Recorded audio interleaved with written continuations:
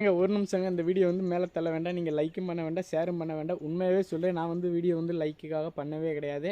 ஓப்பனாக சொல்லப்போனால் எனக்கு வந்து டைம் பாஸ் ஆகிருக்காக மட்டுமே தான் நான் வீடியோ பண்ணிகிட்ருக்கேன், வேறு எதுவுமே கிடையாது. அப்புறம் வந்து நீங்கள் நிறையா பேர் பார்த்தீங்கன்னா, பாட்டுக்கெல்லாம் பண்ண வேண்டாம், விவசாயத்தை பண்ணுறீங்களா அதுக்கு மட்டும் பண்ணிட்டு போ அப்படிங்கிறீங்களே.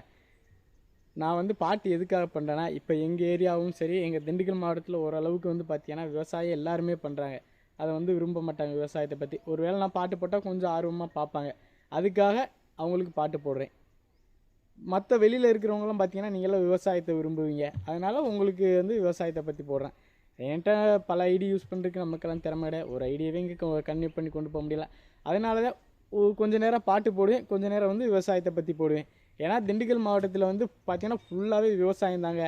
எப்போ பாரு எந்த ஒரு காய்கறிகளுமே வந்து விலை விற்கவே விற்காது. திண்டுக்கல் மாவட்டத்தில் காய்கறிகள்னு பார்த்தீங்கன்னா எல்லாமே விலை கம்மியாக தான் விற்கும். அது எல்லாருக்குமே தெரியும். ஏன்னா எல்லாருமே பார்த்திங்கன்னா விவசாயம், காய்கறிகள், பூ அனைத்துமே விளைவிச்சு கொண்டு வரதுனால வந்து எந்த பொருளுமே விற்காது.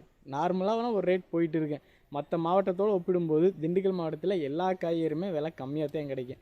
அதுக்காகத்தான் நான் வந்து விவசாயத்தையும் போட்டுக்குவேன், சாங்க்கும் பண்ணிக்குவேன். ஏன்னா எங்கள் ஏரியாவில் இருக்கிறவங்க எல்லாருமே வந்து சாங்கத்தையே விரும்பி பார்ப்பாங்க. அதுக்காக அவங்களுக்காக சாங்கு, உங்களுக்காக விவசாயம். ஓகேவா?